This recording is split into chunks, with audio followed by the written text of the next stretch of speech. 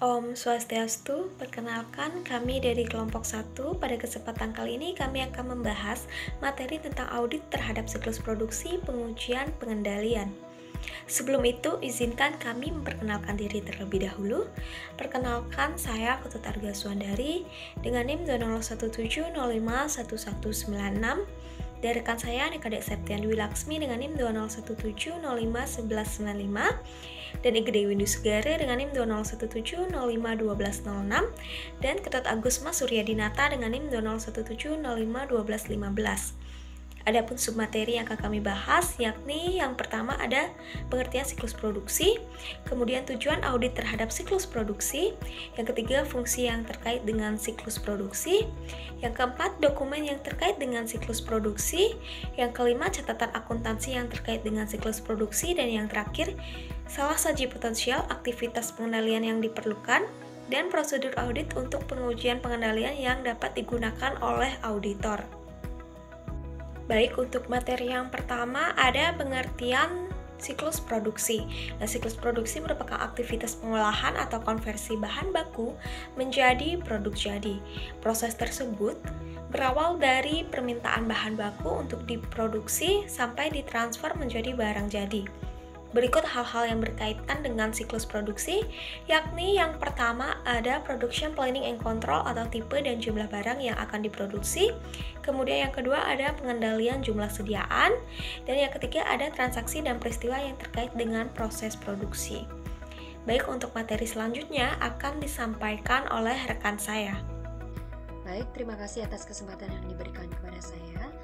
Jadi di sini saya akan menjelaskan mengenai transaksi daripada siklus produksi. Baik, jadi siklus produksi terdiri dari dua transaksi, diantaranya yang pertama, jaringan prosedur yang membentuk transaksi manufaktur, dan yang kedua, jaringan prosedur yang membentuk aktivitas penghitungan fisik sediaan. Yang pertama, jaringan prosedur yang membentuk transaksi manufaktur, yaitu terdiri dari prosedur order produksi, prosedur permintaan dan pengeluaran barang gudang, prosedur pengembalian barang gudang, prosedur pencatatan biaya tenaga kerja langsung, prosedur pencatatan pembebanan biaya overhead pabrik dan kos produk selesai, dan yang terakhir prosedur pencatatan pembebanan biaya overhead pabrik sesungguhnya, biaya pemasaran dan biaya administrasi dan umum. Kemudian yang kedua, jaringan prosedur yang membentuk aktivitas penghitungan fisik sediaan terdiri dari yang pertama, prosedur penghitungan fisik, kedua, prosedur komplikasi, ketiga, prosedur penentuan kos sediaan, dan yang terakhir, prosedur adjustment kos sediaan. Selanjutnya, masuk ke tujuan audit terhadap siklus produksi. Pada kelompok asersi yang pertama, yaitu keberadaan atau keterjadian, tujuan audit terhadap golongan transaksinya yaitu transaksi manufaktur yang dicatat mencerminkan bahan baku, tenaga kerja langsung, dan overhead yang dikonsumsi dalam produksi produk selama periode yang diaudit. Tujuan audit terhadap saldo akunnya yaitu sediaan yang dicantumkan dalam neraca secara fisik terdapat pada tanggal neraca. Kos produk yang dijual mencerminkan kos produk yang dikirimkan kepada customer selama periode yang diaudit. Kelompok asersi yang kedua yaitu kelengkapan. Tujuan audit terhadap golongan transaksinya yaitu selama transaksi manufaktur yang terjadi selama periode yang diaudit telah dicatat. Kemudian tujuan audit terhadap saldo akunnya yaitu sediaan mencakup bahan baku dan bahan habis pakai yang terdapat pada tanggal neraca. Kelompok asersi yang ketiga yaitu hak dan kewajiban. Tujuan audit terhadap golongan transaksinya yaitu entitas memiliki hak atas kesediaan sebagai akibat transaksi manufaktur yang tercatat dalam periode yang diaudit. Tujuan audit terhadap saldo akunnya yaitu tidak ada. Kelompok asersi yang keempat yaitu penilaian atau alokasi. Tujuan audit terhadap golongan transaksinya yaitu semua transaksi manufaktur telah dicatat dalam jurnal, diringkas, dan diposting ke dalam akun dengan benar. Lalu tujuan audit terhadap saldo akunnya tidak ada. Dan kelompok asersi yang terakhir yaitu penyajian dan pengungkapan. Tujuan audit terhadap golongan transaksinya yaitu rincian transaksi manufaktur mendukung penyajian akan yang berkaitan dalam akun yang berkaitan dalam laporan keuangan baik klasifikasinya maupun kelengkapannya. Dan tujuan audit terhadap saldo akunnya tidak ada. Baik, sekian dari saya. Untuk materi berikutnya akan dijelaskan oleh rekan saya. Terima kasih. Baik, terima kasih atas kesempatannya. Pada kesempatan kali ini, saya akan melanjutkan materi yang ketiga, yaitu mengenai fungsi yang terkait dalam siklus produksi. Nah, fungsi yang terkait itu terdapat dibagi menjadi dua, yaitu yang pertama adalah fungsi yang terkait dalam transaksi manufaktur, dan yang kedua adalah fungsi yang terkait dalam aktivitas fisik sediaan. Yang pertama yaitu fungsi yang terkait dalam transaksi manufaktur, yaitu yang pertama adalah fungsi penjualan, yaitu berdasarkan pesanan dari pembeli, bagian order penjualan berfungsi menerima order dari customer dan meneruskan order tersebut ke departemen produksi. Kemudian yang kedua adalah fungsi otoritas produksi, di mana bertanggung jawab untuk membuat perintah produksi bagi bagian-bagian yang di awalnya yang akan berkait dalam pelaksanaan proses produksi guna melalui permintaan produksi dan fungsi penjualan.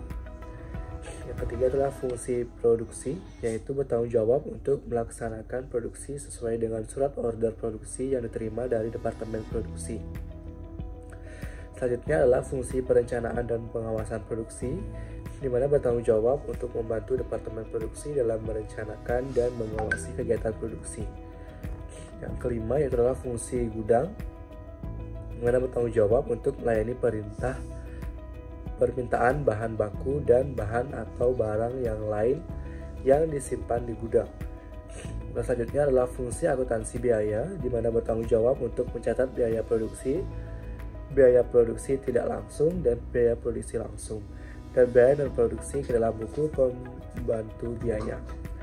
Dan yang terakhir adalah fungsi akuntansi umum, di mana bertanggung jawab untuk mencatat terjadinya biaya bahan baku, biaya tenaga kerja, biaya overhead pabrik, dan biaya non-produksi dalam jurnal pemakaian bahan baku dan jurnal umum. Nah, selanjutnya fungsi yang kedua yaitu adalah fungsi yang terkait dalam aktivitas fisik sediaan. Nah, fungsi yang pertama itu adalah tim perhitungan fisik sediaan, di mana perhitungan fisik sediaan harus dilakukan oleh satu tim yang terdiri dari fungsi pemegang kartu perhitungan fisik, fungsi perhitungan dan fungsi pengecek, dan fungsi pemegang kartu perhitungan fisik bertanggung jawab atas pemakaian formulir kartu perhitungan fisik, pembandingan data yang dihasilkan oleh penghitungan dan pengecek, dan penyalin data dari kartu perhitungan fisik ke dalam daftar hasil perhitungan fisik. Yang kedua adalah fungsi akuntansi biaya, di mana bertanggung jawab untuk mencantumkan kos satuan sediaan yang dihitung dalam daftar hasil perhitungan fisik sediaan, dan bertanggung jawab atas adjustment buku pembantu sediaan berdasarkan hasil perhitungan fisik sediaan. Nah, yang terakhir adalah fungsi akuntansi umum, di mana bertanggung jawab untuk mencatat jurnal adjustment sebagai hasil perhitungan fisik sediaan dalam jurnal umum. Baik, materi yang selanjutnya, materi yang keempat itu adalah dokumen yang terkait dalam siklus produksi. Dokumen yang digunakan dalam siklus produksi adalah yang pertama, surat order produksi, di mana dokumen ini merupakan surat perintah yang dikeluarkan oleh departemen produksi yang ditujukan kepada bagian-bagian terkait dengan proses pengelolaan produk untuk memproduksi sejumlah produk dengan spesifikasi, cara produksi, fasilitas produksi, dan jangka waktu seperti yang tercantum dalam surat order produksi tersebut. Kemudian yang kedua adalah daftar kebutuhan bahan, di mana dokumen ini merupakan daftar jenis dan kuantitas bahan baku yang diperlukan untuk produksi produk seperti yang tercantum dalam surat order produksi. Selanjutnya yang ketiga adalah daftar kegiatan produksi, di mana dokumen ini merupakan daftar urutan jenis kegiatan dan fasilitas mesin yang diperlukan untuk memproduksi produk seperti yang tercantum dalam surat order produksi. Selanjutnya yang keempat adalah buku permintaan dan pengeluaran barang gudang, di mana dokumen ini digunakan oleh fungsi produksi untuk meminta bahan baku dan bahan penolong untuk memproduksi produk yang tercantum dalam surat order produksi. Dokumen ini juga berfungsi sebagai bukti pengeluaran barang dari gudang. Yang kelima adalah bukti pengembalian barang gudang. Dokumen ini digunakan untuk pengembalian bahan baku dan bahan penolong ke fungsi gudang. Ini dikarenakan adanya sisa bahan baku dan bahan penolong yang tidak diakui dalam proses produksi. Yang keenam adalah kartu jam kerja. Dokumen ini mencatat jam kerja tenaga kerja langsung yang dikonsumsi untuk memproduksi produk yang tercantum dalam surat order produksi.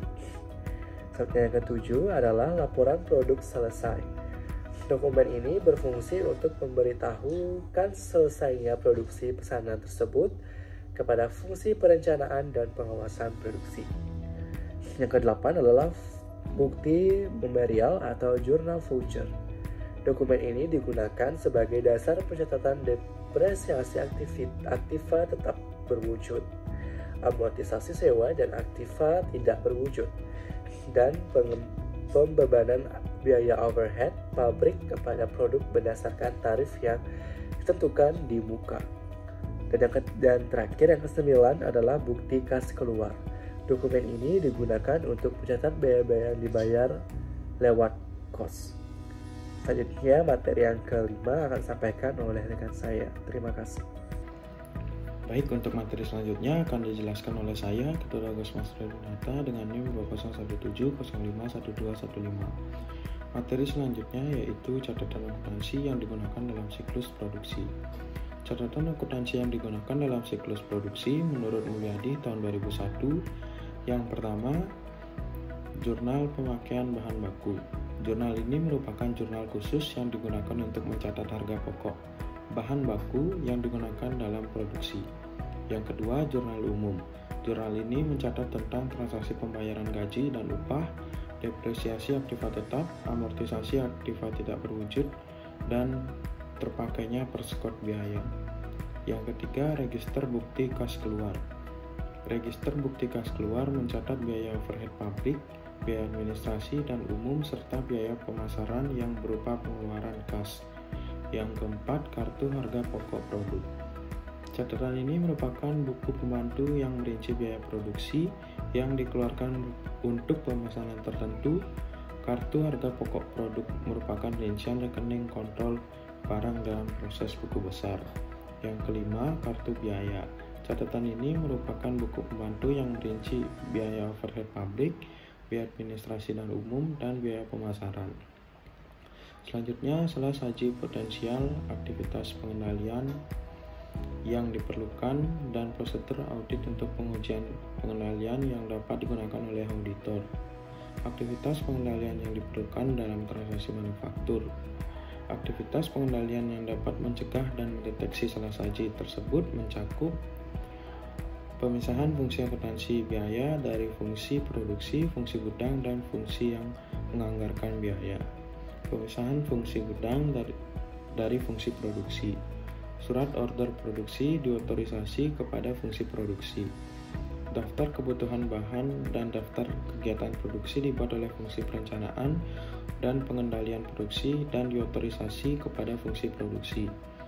Bukti permintaan dan pengeluaran barang gudang diotorisasi kepada fungsi produksi yang bersangkutan. Kartu jam kerja diotorisasi kepada fungsi produksi yang bersangkutan. Penggunaan tarif biaya overhead pabrik untuk membeberkan biaya overhead pabrik kepada produk. Bukti kas keluar diotorisasi oleh fungsi pembuat bukti kas keluar. Surat order produksi, bukti permintaan dan pengeluaran barang gudang, bukti kas keluar, bukti memorial bernomor urut tercetak dan penggunaannya dipertanggungjawabkan. Penggunaan kartu kos produk untuk mencatat kos produksi yang diproduksi.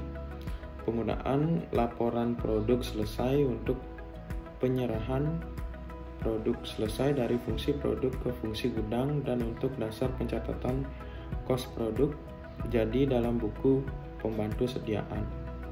Secara periodik dilakukan rekonsiliasi kartu biaya dengan akun kontrol biaya dalam buku besar. Selanjutnya, aktivitas pengendalian yang diperlakukan dalam aktivitas penghitungan fisik sediaan. Yang pertama, pemisahan penghitung dengan pengecek. Yang kedua, penggunaan kartu penghitung fisik sediaan bernomor urut tercetak. Yang ketiga, pemegang kartu perhitungan fisik sediaan mempertanggungjawabkan pemakaian. Yang keempat, kartu tersebut dan pencatatannya ke dalam daftar hasil penghitungan fisik sediaan. Yang kelima, pengecekan secara independen percantuman kos sediaan ke dalam daftar hasil. Yang keenam, penghitungan fisik sediaan. Yang ketujuh, pengecekan secara independen terhadap perkalian antara kuantitas dan kos per unit. Yang kedelapan, dalam daftar hasil penghitungan fisik sediaan. Yang kesembilan, pengecekan secara independen ke dalam buku pemandu sediaan berdasarkan daftar. Yang kesepuluh, hasil penghitungan fisik sediaan. Dan yang terakhir, panduan akun dan review pemberian kode akun. Sekian dari materi saya kembalikan ke moderator. Baik, berdasarkan materi yang telah dipaparkan, dapat disimpulkan bahwa siklus produksi merupakan aktivitas pengolahan atau konversi bahan baku menjadi produk jadi.